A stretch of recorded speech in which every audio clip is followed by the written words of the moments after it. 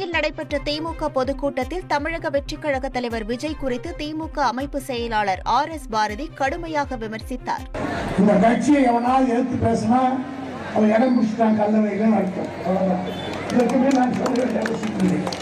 75 வருடமா எவனோ இந்த கட்சியை மோதி சின்ன பின்னமாகி கட்சியை கலைத்து விட்டு ஓடிவிட்டான்.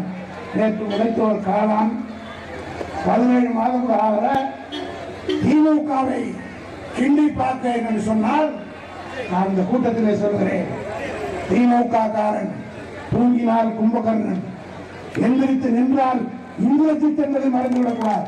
நாங்கள் ரூலிங் பார்ட்டி அமைக்க வாசிக்கிறோம். யார் யாரையோ பார்த்து சந்தித்து வளர்ந்த கட்சி எங்களுக்கு சவால் விடுகிற யோகிதை இல்லாதவர்கள் எல்லாம் பேசுகிறார். பாஜக உறுப்பினர் நைனா நாகேந்திரன் அன்போடு கேட்கும் கோரிக்கைகள் அனைத்தும் அன்போடு பரிசீலிக்கப்படும் என முதலமைச்சர் மு.க. ஸ்டாலின் தெரிவித்துள்ளார்.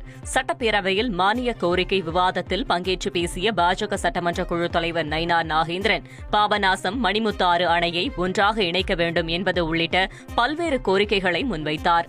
அதற்கு பதில் அளித்து பேசிய முதலமைச்சர் உறுப்பினரின் நன்றியை எதிர்பார்த்து திட்டங்களை செயல்படுத்துவது இல்லை எனவும் உறுப்பினர் அன்போடு கேட்ட கோரிக்கைகள் அனைத்தும் அன்போடு பரிசீலிக்கப்படும் என்றும் கூறியதால் அவையில் சிரிப்பலை ஏற்பட்டது.